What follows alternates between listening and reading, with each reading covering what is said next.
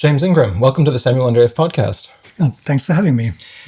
For my viewers who may not know who James is a polymath, remarkable person who is a musical thinker, a profound musical thinker. He is also an extraordinarily gifted copyist, engraver. He worked as Stockhausen's copyist for over 30 years, I believe. 28 years, yes. And somebody who's been thinking very deeply about a lot of the musical problems and challenges that I've been addressing on the channel for some time now. So I'm extremely excited to present this conversation today. So James, maybe we could start at, well, not the beginning, but why don't we start with how you met Stockhausen and how you came to be employed by him? Well, I studied with Harrison Birtwistle at the Royal Academy of Music in London, and through him I was copying parts and music for performances of Birtwistle for Universal in London, Universal Edition publishers. And I was also writing scores for Morton Feldman and Earl Brown, and so I got into copying through Birtwistle in London during my student days. And after a few years of doing that, in 1973, I was contacted by Universal Edition in Vienna, who asked me to do some of the pages for Stockhausen's D Momento, for the Momento. And following that, I was in contact with Stockhausen, sending him proofs, finding out how he would like the sort of look, and doing all that with Notaset. And he finally agreed that I would get the contract. But then in 1974, he was having a big panic with Inori. He had no professional copyists working on the parts, for the orchestral parts for Inori. So this was at the point where he was founding the Stockhausen Verlag. No, this was after that. This was after that. First I arrived, and then the Stockhausen Verlag came into existence. I see. Okay. He called me over to do to take control of copying the parts for Inori. That involved that was a completely chaotic time. And we had many different copyists coming in to help. Roger Smalley, you may remember, came over to do some piano things, but they could only stay for a week or so while we were doing this, so it was all rather chaotic. But I was basically controlling the copying of the parts because I was an experienced copyist. I knew my job, so I was never his student. So I arrived as a professional. My understanding is that he had tried to renegotiate his contract with Universal under terms that were completely impossible. Well, Universal couldn't keep up with him. I mean, there were so many scores that he'd produced, they couldn't keep up. And the publishing in the, I believe they were publishing, there were companies in Hungary and Czechoslovakia where they used to print Notenstechen, they used to make the scores, and they were becoming too expensive, and they couldn't keep up with the editing. They were making too many mistakes, and the scores were too complicated, and so it was all a big mess. And so UE eventually gave up, and Stockhausen took over. He took over the rights for many of his scores, took them back. And he decided to publish himself. But that he was doing that while during Inori was happening. It was all in flux. Right. But when I arrived in 1975, a year after, we rescued Inori with much. It was an amazing time. We rescued Inori, and then the year after that, we decided that he would give me we made a gentleman's agreement that I would have a half a year to do my own projects and half a year working for him.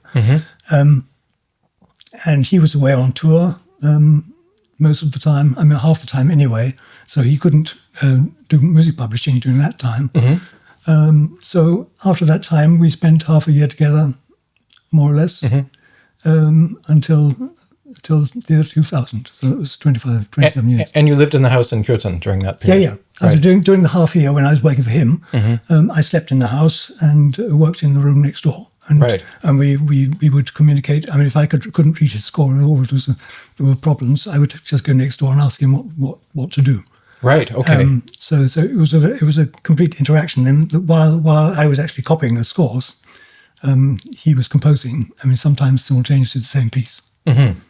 So it was a production. So you had extraordinary closeness and access to Stockhausen throughout that entire period. Yeah. Of course. So, all right. So you said you had to save Inori. So I'm assuming that the project was in jeopardy, or was... The project was completely in jeopardy. If I hadn't arrived, it would have been anything chaos and it would have been cancelled. Oh, right. Okay. Nothing would have happened. They would have cancelled the performance. Uh-huh. I see no way that they could have done it without me. Uh-huh. Okay, and you came on board, and the piece was completed on time and was performed successfully. Yeah. There were a few sort of panics on the way. I had to go down to Baden-Baden to sort of change some things during the first rehearsals, and it was quite adventurous, shall we say. So what was it like getting to know Stockhausen at first? Because he was somebody who had a formidable reputation, who at that time was arguably the leader of the avant-garde in Europe, and an enormously influential person. So you must have had all of that in your mind when you went to see him. Of course, he had the reputation of sort of eating people, but my defense was always that I was a professional copyist. I was doing a job, and it was my job to do what he wanted, to get what he wanted on the paper. And so any corrections he made, I did. And it wasn't for me to argue with his editorial decisions or anything like that. But so we had a professional relationship. Well, how close was it possible to get to somebody like that? This giant figure. Well, we met at every meal time, and he was at that time he was. It's difficult to describe his state of mind, but he was pretty much at the end of his tether. He was. One had sort of fears for his sanity. Really? Well, I had. I thought he was crazy. So how did that manifest? Urantia book. Every mealtime, he was talking about the green people arriving, and the Urantia book. Can you explain what that is? not everybody will know the story. Urantia book was given to him in New York, I believe, at a performance by Hymnen. Somebody came to him and gave him this book, and he said at the time, it must be true because it can't. Nobody could have invented it. Okay. So what is it a quasi-religious text? It's a history of the world. It's history of the universe, the local universe. I was never very interested, and he would say that he was born on Sirius, and Sirius was the center of the local universe. I can't remember exactly the exact details. I mean, it didn't really purchase with me. But I was doing a job, and that was fine. Okay, so some random person gives him a copy of this book, and it somehow upsets his entire life, his entire professional life, and his entire. I think he was looking. He was in great stress after Expo 70, after he'd lost a lot of his collaborators after the experience of the Expo in Osaka. And there were various sort of friendships, ladies coming and going, and I think he needed some stability. And he had no stability. I mean, he was at that point. By the time he got to Inori, by 1974, he really needed to settle down, to get himself back on an even keel.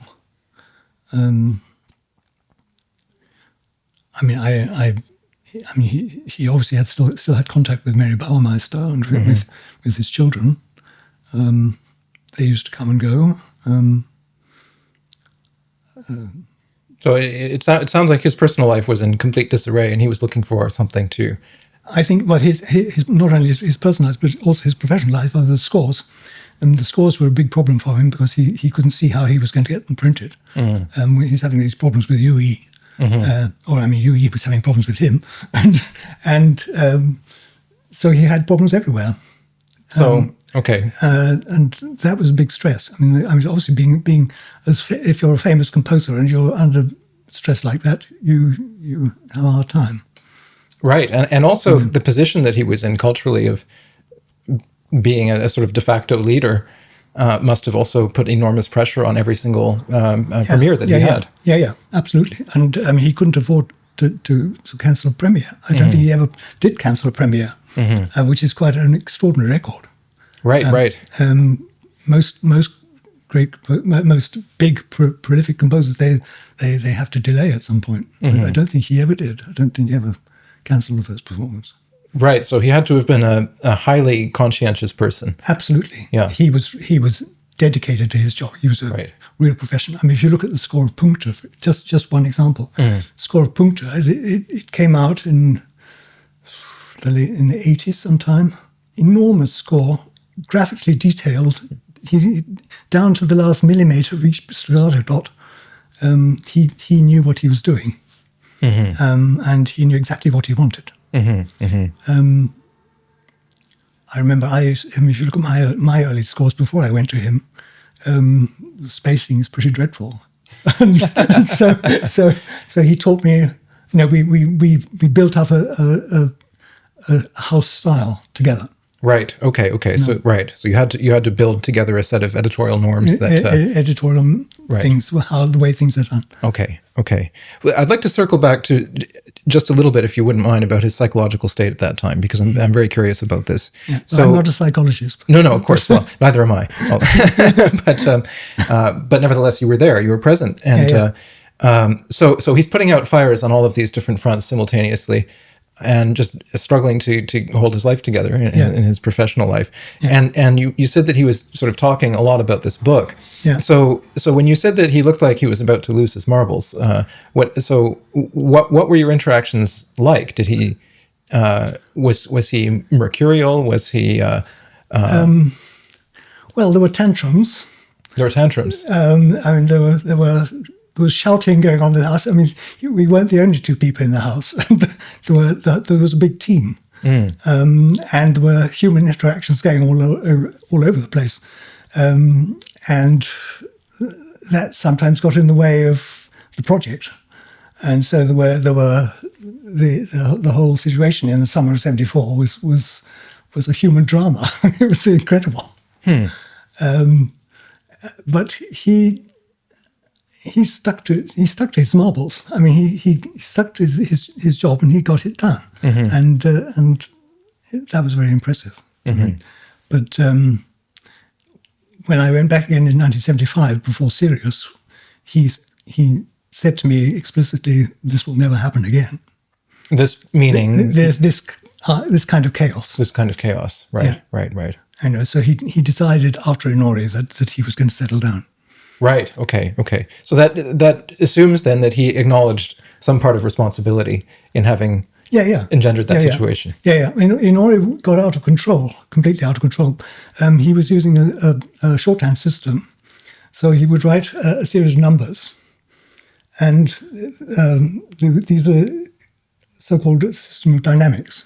So there were dynamics from 1 to 60, I think, as 60. I remember. Well, there were 60 degrees of dynamic. Oh, right. And the 60 degrees of dynamic were realized as a kind of orchestration. So 1 would be 1 flute, and 2 would be 2 flutes, and 3 would be 2 flutes and a clarinet. Really? And then, so he would write this series of numbers, and then the two guys who were working on the score had to decide to turn these numbers into an orchestration, so that there would be a regular set of 16th notes, each with a different number on it, and that would be a different orchestration for each 16th note. And so that would be written into the score. And you can imagine with a score of about 100 players, that leads to a complicated score. But Stockhausen wasn't actually writing complicated things, but it was actually turning out to be very complicated to actually realize, to actually write the parts. And so I don't think he quite realized what kind of problems he was causing for the people who were actually writing the score out. I see. Okay. Okay. And so that's why it got out of control. Right. Okay. So that generated an enormous amount of stress. Generated an enormous amount of stress. But we got through it. Right. Okay. So you were brought on board effectively to straighten things out and to straighten the parts out. I mean, there were two guys working on the score, and when I arrived, I think the score was about a third finished. But he could see that you needed to keep up to date with the parts. So we were writing the parts while the score was being written. Right. Okay. And how did that differ from the sorts of projects that you had worked on at UE with the Feldman and Earl Brown and people like that? Well, with them, I would just get a manuscript, and I was told just to notice edit. Right. Right. Or in the case of Earl Brown, I would have to. I mean, we were writing on transparent paper at that time, so in the case of Earl Brown, I would put his manuscript on my drawing board and with a piece of transparent paper on the top, and then copy the lines, so that I would get an exact copy of what he did, but it would actually be notice set instead of his accidentals, or the clefs. And the clefs and the accidentals are the main things.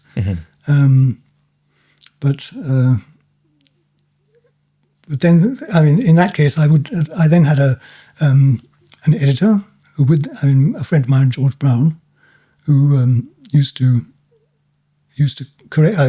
proofread my copies, make sure I didn't make any mistakes, and that would go back and forwards once or twice, and then that would go to the printers. I think Feldman and O'Brien, they must have looked at the final proofs before and saying okay before it went to the printers. But the main job was George Brown and myself. Okay. As a kind of, we had a close cooperation. All right. So, but you didn't have Feldman breathing down your neck and correcting every single slur and tie. No. Right. The score would come to me. Usually, it had already been performed, and so there was no great stress. There were a couple of projects. I mean, I did a bird whistle project, also very interesting. Which one? I worked on several, but Linoi for clarinet. I copied that for UE on my own bat because I was interested in just seeing what it was like, what it was. And when you write something, you find out what it is. You understand it better. If you see where all the fortes are and where you see the layers. But I did that on my own bat, and they eventually it was knocking about in their basement for a few years until they discovered it and then decided to print it. But I never saw it again. I don't know whether they actually corrected it or not, but it did get done at some point. Okay. So obviously the collaboration with Stockhausen was successful since you remained employed by him for 28 years, which is absolutely remarkable. And it must have been satisfying for you. It must have been an arrangement that allowed you to pursue your projects. That's right. Well, I had six months in the year to do my own projects. That was a luxury that nobody has. I mean, I didn't want to. I decided that I didn't want to rely on stipendiums, or I wanted to stay close to the project that interested me. Right. Which is notation. Right. And where best to study it than with the Meister. So the situation you had there must be essentially unique, because I can't think of too many other examples in the 20th century of almost an apprenticeship type situation where you're living with this other figure and collaborating closely, and then also pursuing your own practice at the same time. Yeah. So that's absolutely remarkable. In a sense, it's an almost uncanny stroke of luck that you were able to do that. Yeah. But in a sense, it's what I always intended to do. That's why I became a copyist, because I wanted to stay in touch with the leading edge of contemporary music. Although I thought it was in big trouble, but I could see that, and I studied it as a composer, but my compositions are not geared for the system as it existed. I mean, I don't write a lot. I try to write. I write experimental music, and if experiments can fail, and failing is sometimes a good thing, but it's not a good thing for a career. If you're trying to make a career and you fail, then you fail, then you collapse. But I didn't collapse, even when some of my experiments didn't go right. I'd like to just briefly jump in here and say that this channel exists because of the support that I receive on Patreon. If you are a regular listener and would like to see more of what I do, please consider becoming a patron at www.patreon.com/Samuel Andreyev. You'll find the link in the video or podcast description. You'll get exclusive previews, the ability to submit questions, CDs, signed prints, and more. But you can also support my work by subscribing to the channel, liking the videos, or joining in on the discussion through the comment section below. Right, so the idea about experimental music, as you say, is that experiments can fail. You, by definition, you don't know what the outcome will be. And that would seem to be a necessary precondition for making discoveries and for trying out new ideas. Yeah, you have to be allowed to make mistakes and not ruin your career. Mm-hmm. Mm-hmm. So my career was not based on always succeeding. Right, right. Yeah, that's the way it was. Mm-hmm. Mm-hmm.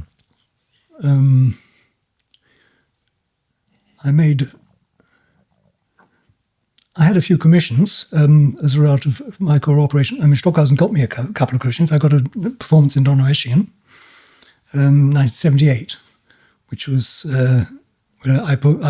he lent me the blockhouse out in the woods by his house while he was away. So I had peace and quiet. I was also going through a slight turmoil at the time. I left England and family and all that. So I was also at the beginning of my career and not really knowing where I was. Mm-hmm. But he lent me the blockhouse out in the woods by him to where I could compose this piece. It wasn't terribly successful. I mean, it was interesting, but I mean, it's not one of the. I didn't really learn that much about it, but it was conceptually interesting. The use of symbols was quite interesting, but nothing to write home about. Mm. But it was performed by Ernest Boer and the Südwestfunk Orchestra in 1978 Donaueschingen. After that, I got a commission for the Ensemble Intercontemporain, which I postponed for a year or so while I was composing it. And for that piece, I bought my first computer. The Apple II came on the market in 1982. So I bought an Apple II to work on the algorithms for this. I'm interested in algorithmic composition. So Stockhausen gave me the money to buy an Apple II. And then that piece was performed in in Paris, 1982. Audience booed. It was a total for a composer. It was a total disaster because the piece wasn't what they wanted to hear. It sounded more like Verklärte Nacht. What were they expecting? They were expecting spectral music, or they were expecting to hear sort of Boulez type music. But it was very expressive. It was very. There were a lot of phrases and a lot of curves, and I was experimenting with similar and contrary motion, mm-hmm. With lines, strings, and it was very important for me, that piece, because the pieces the symbols are defined spatially, not temporally. And so the score doesn't actually tell you anything about the timing. So the conductor had to learn to play it, and it wasn't very easy. It wasn't very easy to explain to him what to do. But in fact, the performance practice is more like something like Verkehrnacht. It's like you have to phrase and to move, because I wanted to get beyond. I still want to get beyond the kind of static sound of contemporary music where it doesn't actually move, it doesn't breathe. And I wanted to make music breathe again. And I don't think the Paris public in 1982 wanted to hear that. So what effect did that have on you, that the premiere was booed? I can imagine that for any composer that would be no fun at all. Well, it wasn't very much fun. I mean, it was really big boo. And there was Stockhausen, Birtwistle, and Boulez in the audience as well. And I think I don't know what they were expecting, but this was real experimental music. I was doing an experiment. And so obviously it was rather depressing at first that they hadn't done, they didn't really want to hear that. But after a couple of months, I got a bit stroppy. I decided that I knew what I was doing and they didn't, and that the actual problem lies with standard notation. And instead of, as with the generation before, the Stockhausen Boulez generation, I mean, they tried to make an alternative to standard notation. They regarded standard notation as something exact and which you're supposed to play exactly.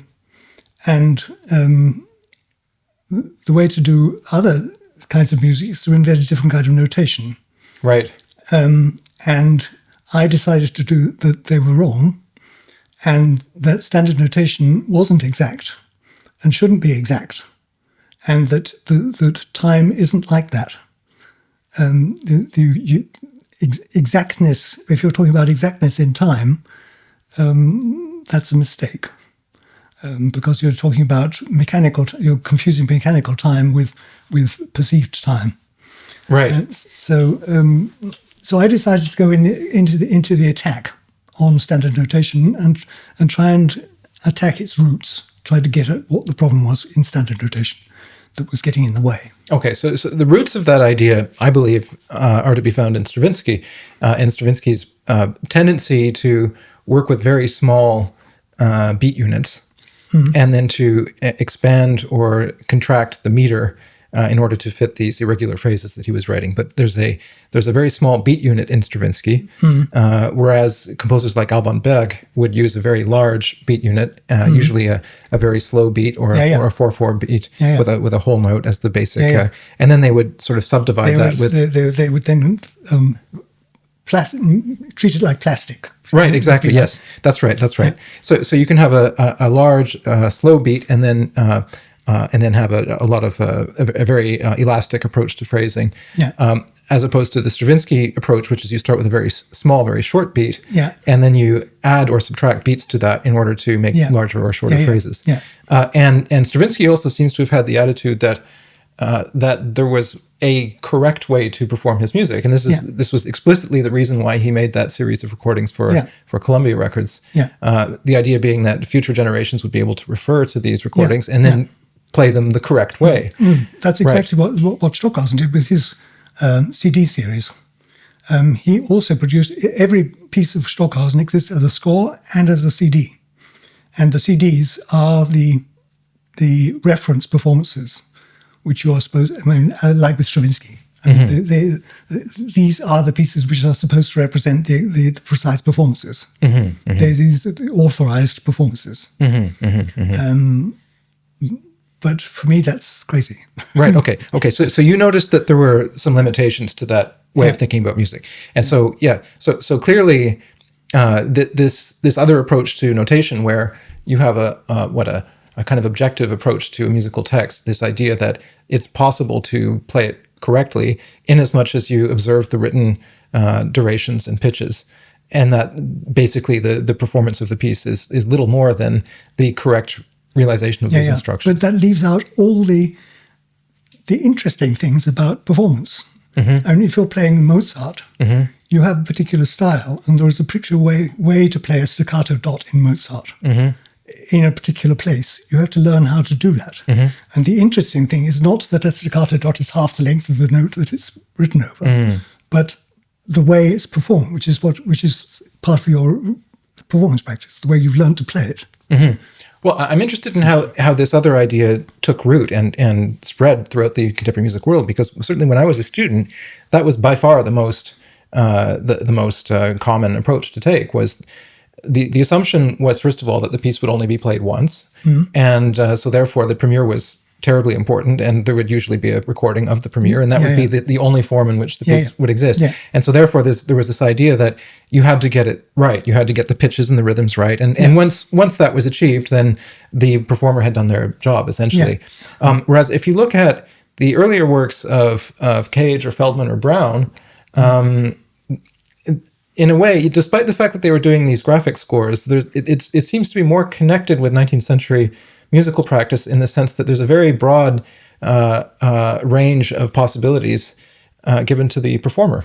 And there's the understanding that there needs to be a performance practice that gradually accumulates around these works, and that informs their realization.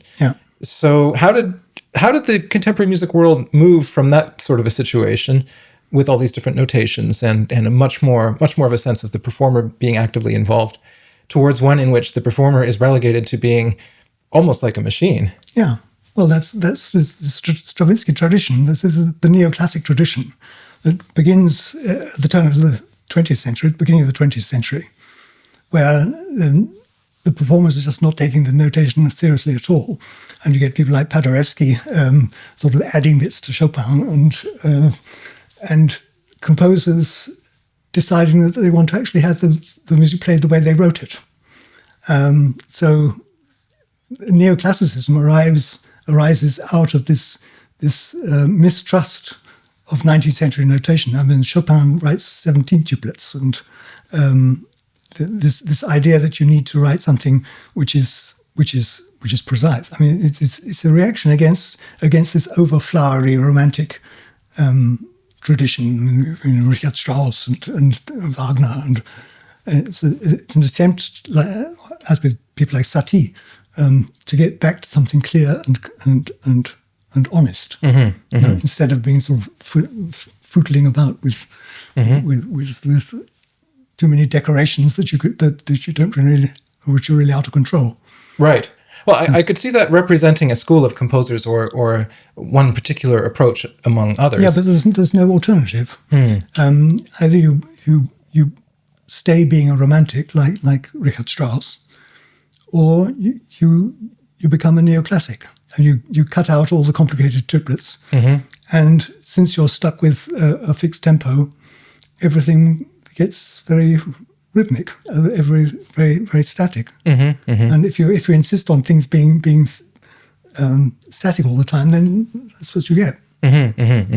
So is that your vision of how things evolved with Stockhausen? Because he well, he comes out of this tradition. I mean, he comes out of Hindemith and whatever was going on before that. And I mean, Webern was rather unknown at the time. I think that his also, I mean, this post-war generation also wanted to start from scratch in some sense, and so they also they mistrusted this Wagnerian aura of romantic gesture, and they wanted something clear.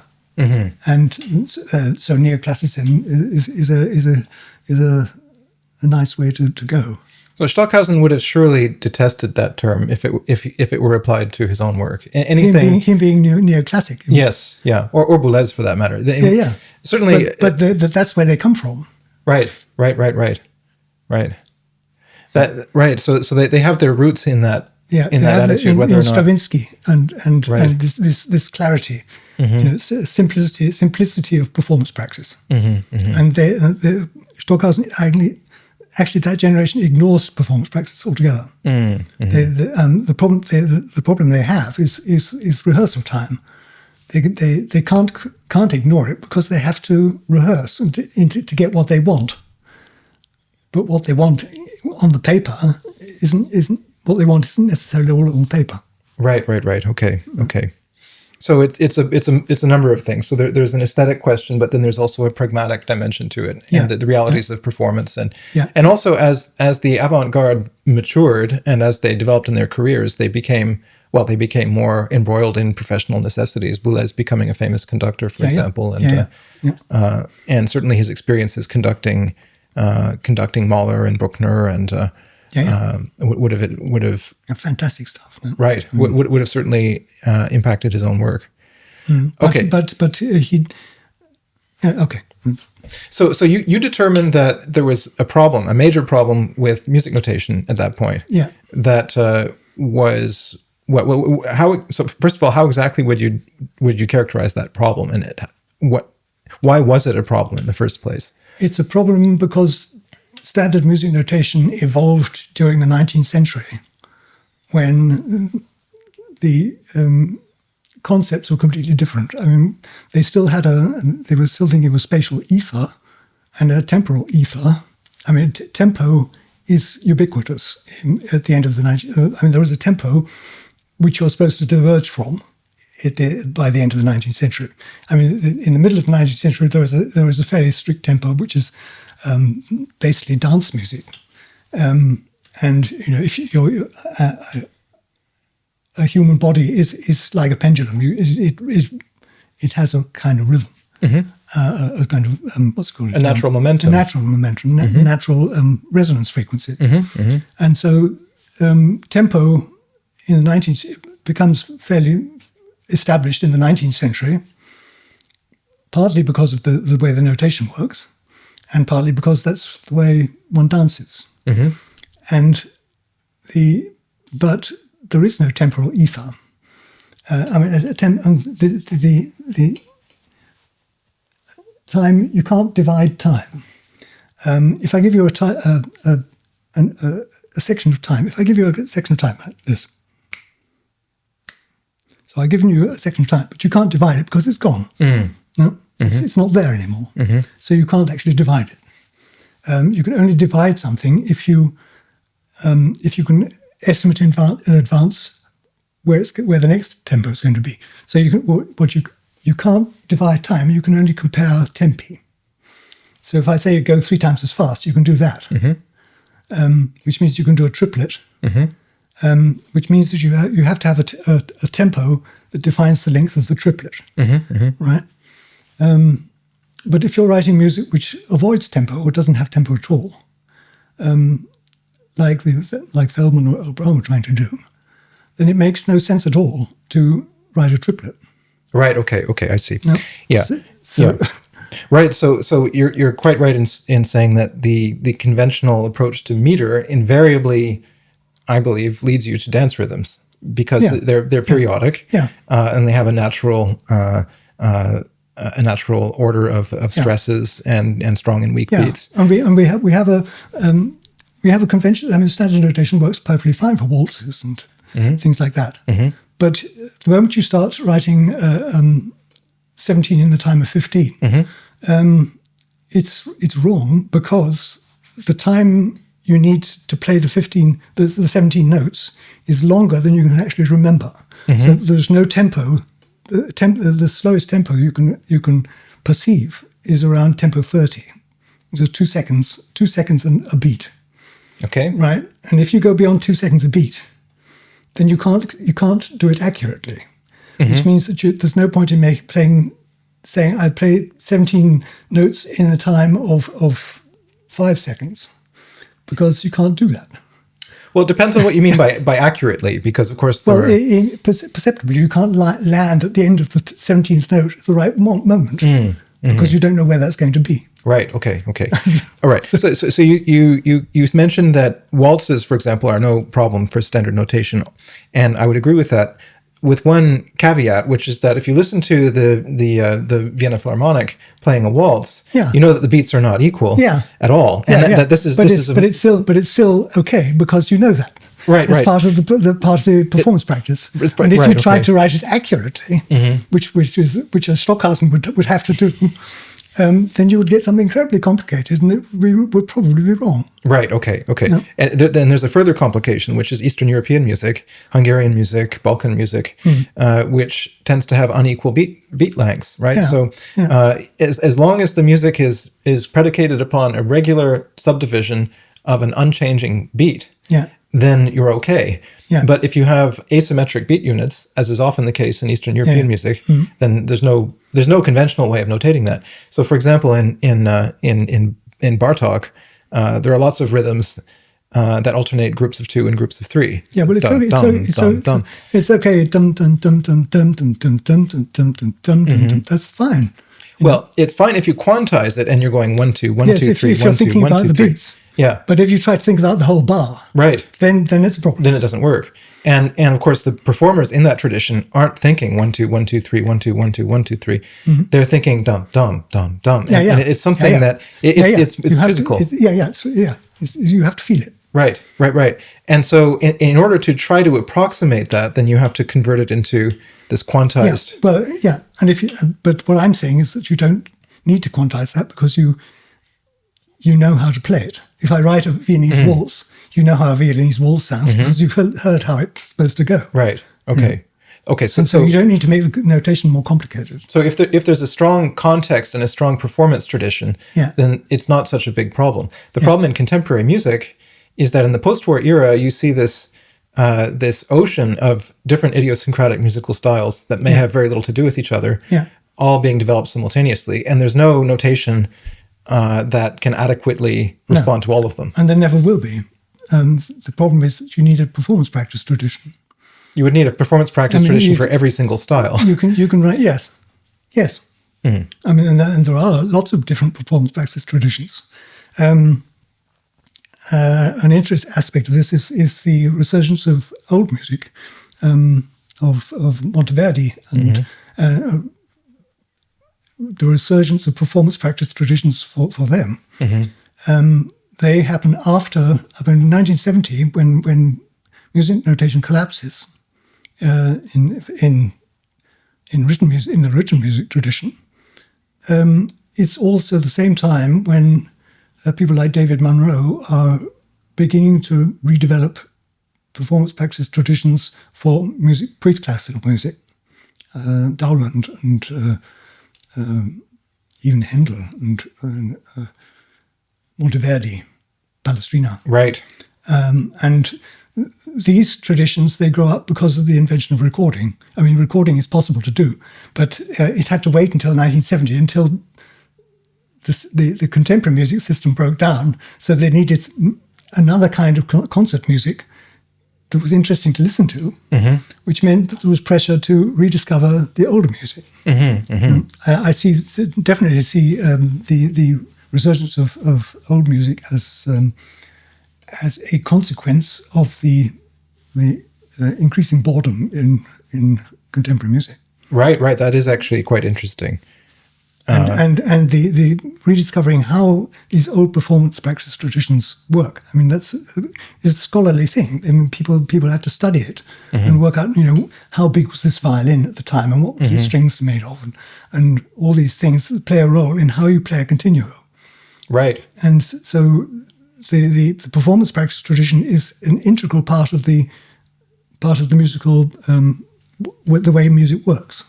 So if you have very large numbers of people becoming completely preoccupied with, let's say, 15th century music and isorhythmic motets and this sort of thing, and this becomes a huge preoccupation in the culture, then it can imply one of two things, I think. One is that the contemporary music that's being written by composers is perhaps not addressing certain areas of human concern, or Or in order to understand the present moment, they need to go backwards and better understand perhaps the roots of polyphony. Well, there's an incredibly rich tradition to be discovered there. And so, there are hundreds of years of music to be discovered and different performance practices. And it was high time that it started. It started with what's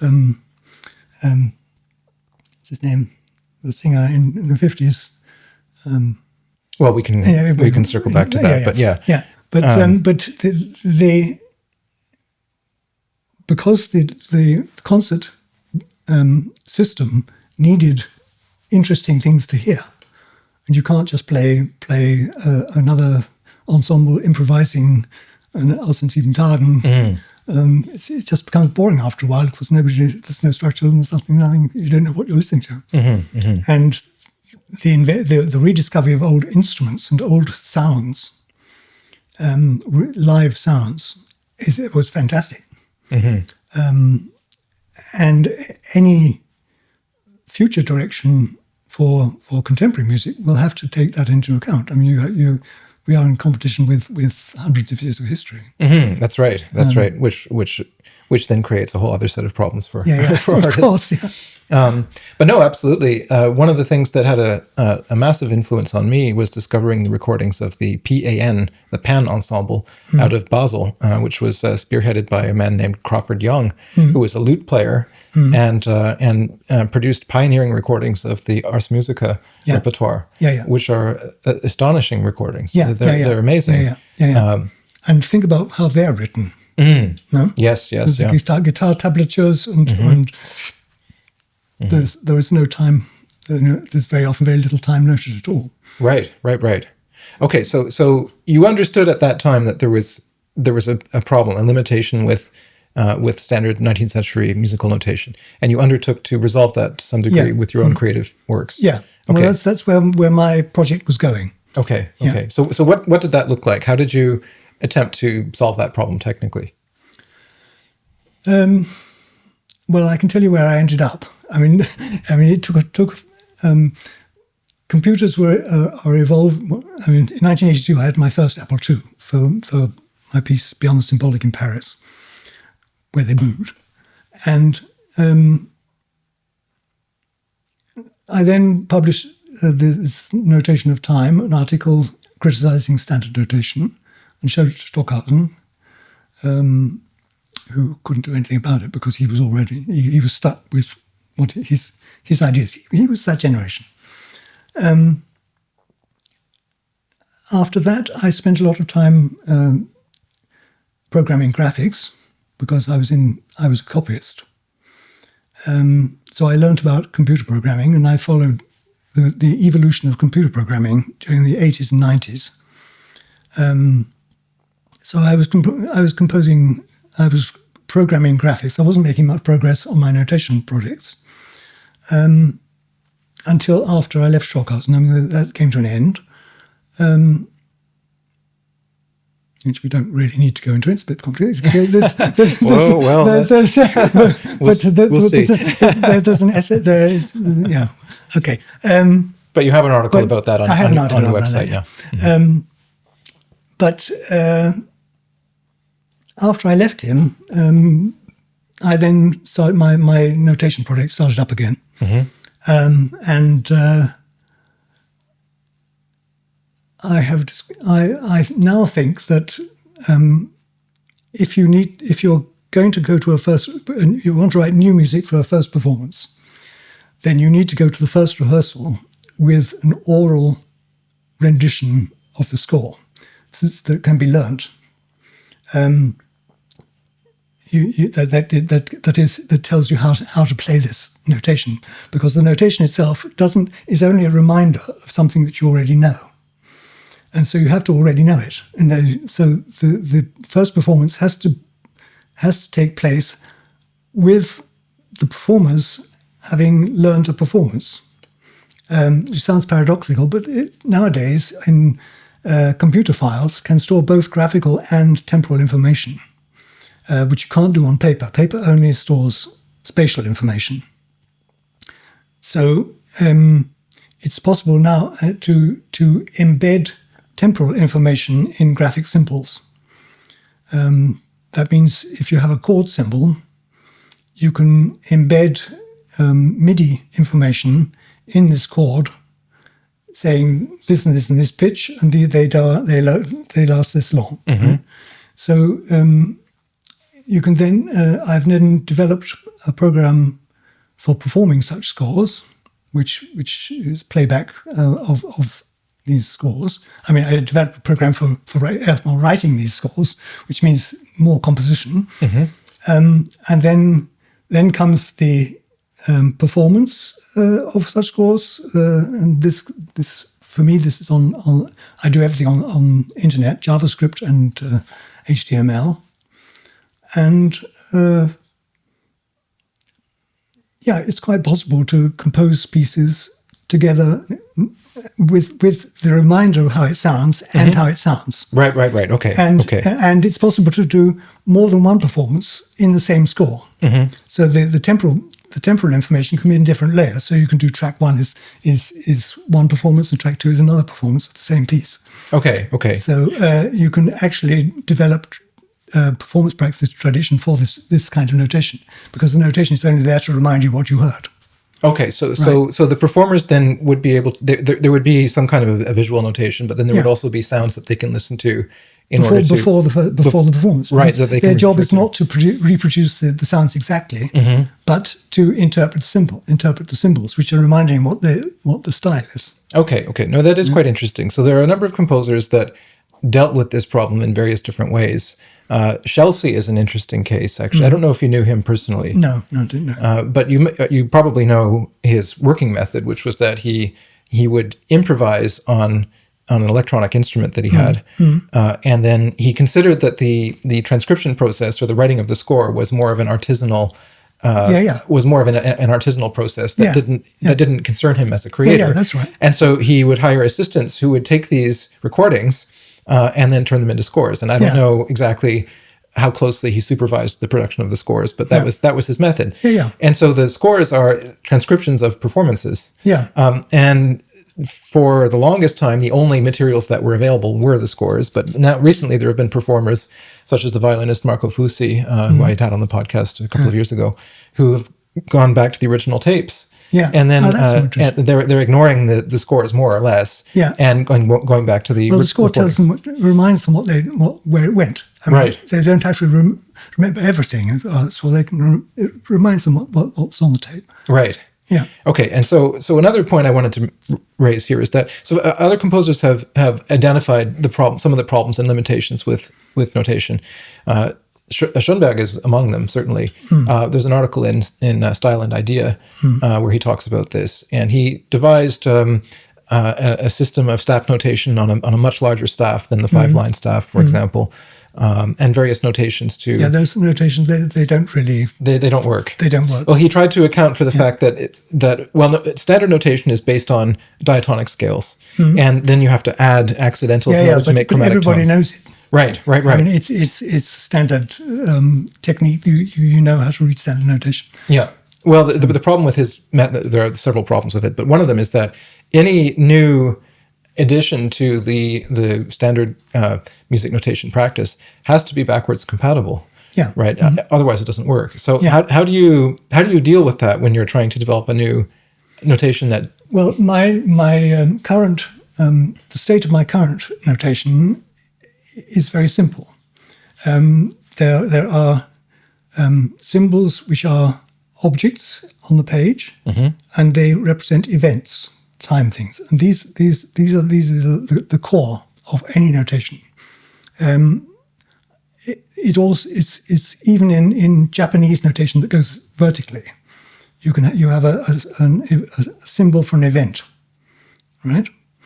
And that's the core of any music notation. And anything else that goes beyond that, I mean, like duration classes or slurs or articulation symbols, is aid to reading. So you can embed a recording in the event symbols, ignoring all the rest, which means that the rest is ad lib. you can. I mean, it's quite possible for a standard music notation editor that does standard Western notation to export for scores in the format I'm suggesting, because they also have event symbols. But all the other, you can write a triplet over the top of something, but it doesn't necessarily have to mean anything, because all the information is in the symbol itself and not in the triplet. It might be a septuplet over something, but that's not actually the information that's in the audio recording. The audio recording is in the event symbols. So that's ad lib. I mean, that's no problem. Right. Okay. If you want to have a septuplet or an 11 tuplet or a 19 tuplet, you can write one in, but it doesn't make any difference. It just reminds you something about the score. Okay. So part of what you're saying sounds to me like irrational rhythms don't really make sense within standard music notation. Is that right? Tuplets and so on. I think triplets, so long as the tempo is if you agree to an appropriate tempo, you can have triplets. But and you can have quintuplets. But beyond that, you're getting to a stage where the main beat is too long to remember, so the tempo is too slow. Okay. So I mean, if you have a let's say a 10 in the time of in 8 seconds, then you have to subdivide it into 2 5s of 4 seconds, and then 2.5 of something else. But can you divide something into 2.5? It doesn't make sense. Well, I had a discussion about this with the pianist and musicologist Ian Pace, and we were talking about that partly in the context of the music of Brian Fernyhough. And Ian's point of view was that he's played Fernyhogh's keyboard music extensively and extremely brilliantly, by the way. He's one of the great exponents of Fernyhogh's music. He was saying that notation sometimes is not to be approached as a positive descriptor, but rather as an indication of what to avoid, of what the composer doesn't want. So in other words, in the case of Fernyhough, where there are many, many layers of nested tuplets and very complicated rhythms, it might be an indication that he wants the performer to avoid certain aspects of conventional notation or certain pulsed rhythms and to nudge them in a different direction. Fernyhough was a... I once copied parts of his piano part of Transit. I copied. Oh, right. Did you? Okay. I did some corrections to it. I didn't in Peter's edition. But my attitude to Fernyhough would be: you need to make a temporal realization of it, an accurate temporal realization in real time, and recording, and then memorize the recording. I mean, and that's what you need to hear, and then the performance will the notation reminds you what you heard. And you can write an incredibly complicated sort of quintuplet with a triplet underneath it and a septuplet underneath that, and then a staccato dot on the fourth semiquaver of a beat, and it comes from somewhere there, boom, and. If you hear that, all the audience can hear is boom. And that's all the performer can hear, and there's no way that's going to be more interesting because it's written some other way. The communication, musical communication, is temporal and not graphic, not graphic. So some music is much simpler than it looks. And it's much simpler than it needs to look. So I think Fernyhough is screaming at us that something wrong. Okay. Well, I think part of the idea is that because of the multiple layers of information in those scores, and because of the practical impossibility of producing a quote unquote accurate performance in the same sense that one might perform a march or a waltz. It goes back to neoclassicism. Right. Again, Well, right? it becomes a kind of open score in a sense. Because the performer has to then evaluate their own priorities and their own particular way of looking But I mean, through. this whole discussion would be obviated if you actually made a precise recording of what it actually says, and then listen to it and see how does that sound, and then you reproduce what it sounds. I mean, if you go via the temporal realization of the score, then the whole question of what does it look like? I mean, it doesn't affect the audience at all. Right. Okay. No. So you don't need all that. Well, people have done that. In fact, there's the clarinetist Alain Billard of the Intercontemporain, when he did the bass clarinet piece by Froneho, produced I'm told that he copied the entire thing into Finale or something in Sibelius and then listened to the MIDI playback. Yeah. And he based his performance on that. Yeah, that's right. Well, that's what I'm saying. That's the right way to do it. Right. Okay. I see. All right. So you're advocating for a system in which the notation and the sound, the temporal information, as you describe it, go hand in hand, and both streams of information are made available to the performer. Yeah. Okay. I mean, an event symbol in Froneho is the same as an event symbol in Mozart. It's an object, it's a note head or a chord with containing temporal information. All the clouds of information around it are graphics. Okay. And an audience doesn't listen to graphics. You can't listen to graphics. Right. Okay. So you've experienced a period of rapid and quite radical transformation in the music world throughout the 1970s and beyond. And of course, all of the recent technological revolutions that are completely reshaping the world. So, but strangely, it seems to me that the contemporary music world is more or less continuing along the same lines that were established in the post-war era, that the institutional framework has not really changed all that much. No. It doesn't really reflect this new reality to a great degree. So when you look out as and observe the way things are moving now, what do you see? Well, I see exactly that. Things are not changing very much. But I don't see contemporary music developing in an interesting way over the next 50 years or so, unless they take on board technological advances. That means I see in future musicians playing in smaller groups and more economically manageable groups. I see them reading music from tablets and not from paper. That means doing things like I suggested, that the scores are computer files, not paper. And I think that the system will only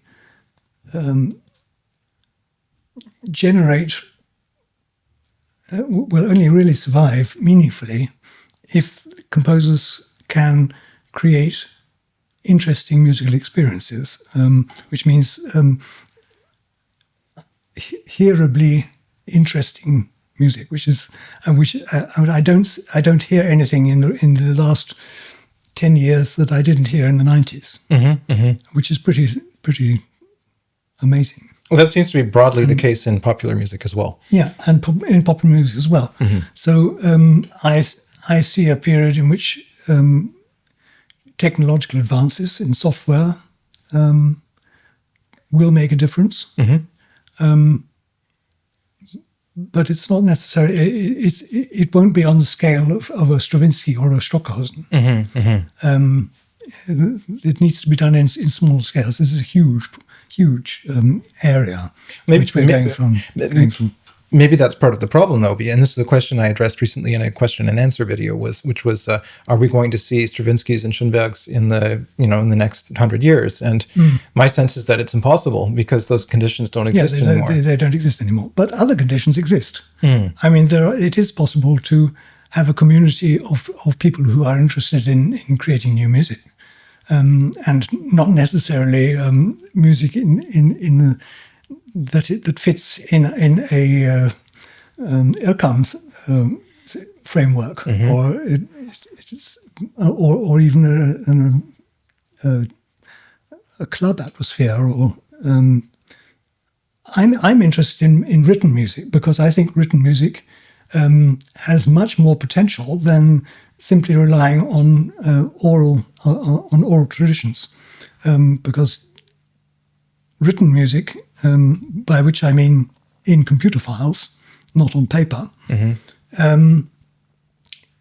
Writing is important. Writing, when you're writing, you can consider your ideas. Can I do this? Can I express this better? Can I do this? Can I rub this out and do it again? Can I experiment with what I'm thinking? Am I writing am I expressing myself properly in music? And you can't do that live. I mean, live you can only go forward, and writing you can go backwards. And that's very important. I mean, you can't write a Bruckner symphony without writing. You can't just imagine it and it will suddenly appear. And so I think that there is a lot more potential in written music than is now being realized. But it will come through further advances in software and in technology.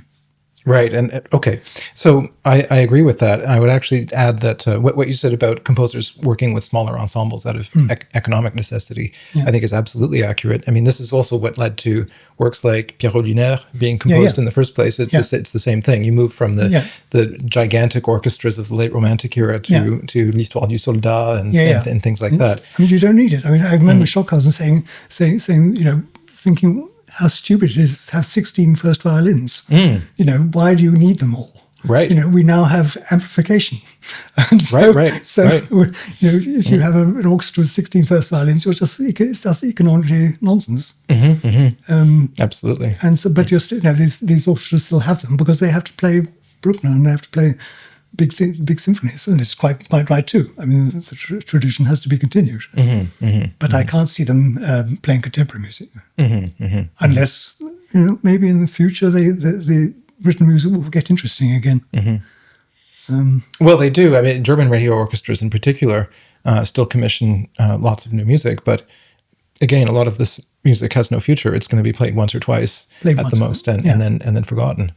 And I say that with no joy whatsoever for the composers who are putting a lot of effort into the pieces that they're writing. But I see that sadly as a reality. It's the reality. And you can either acknowledge that, I think, or you can try to persist, in that path and try to pick up what commissions you're able to. But what it looks like to me is that that's a model that is clearly losing energy. It's losing momentum. And you can either try to catch on to the last sort of crumbs of that process, or you can try to see what the future possibilities may bring. Absolutely. Yeah. No, I see the future in. I mean, I was never really interested in having a composer's career. But I'm absolutely interested in the future of written music, and I do have a vision for how that could develop, and I see the connection between technology and culture, and that's the way to change culture. That's the way to culture progresses, is by changing the technologies. So I'm interested in changing the roots, not the system. I mean, the system will take care of itself. Yeah, absolutely. Well, on that note, perhaps we might conclude the discussion, unless there's anything else you wanted to add. I don't think there's much else. You can take a look at my website and see what's going on there. So where can my viewers find you? Where can my viewers find you? My website is on James Ingram, Act 2 you'll probably put a link in the bottom. Yes, absolutely. There's I've written a big retrospective 2024 about my career, where I ended up, which is quite interesting. I think it's quite interesting. And my latest article was published yesterday in defense of literacy, about the two types of time, perceived and physical time. that's more a philosophical essay, but I think that's also an interesting thing to think about. I'm still programming my assistant performer. The assistant performer performs my scores. These are programs that work online. So if you go into my website, you can actually play my pieces online, and you can work with these programs. They're web programs.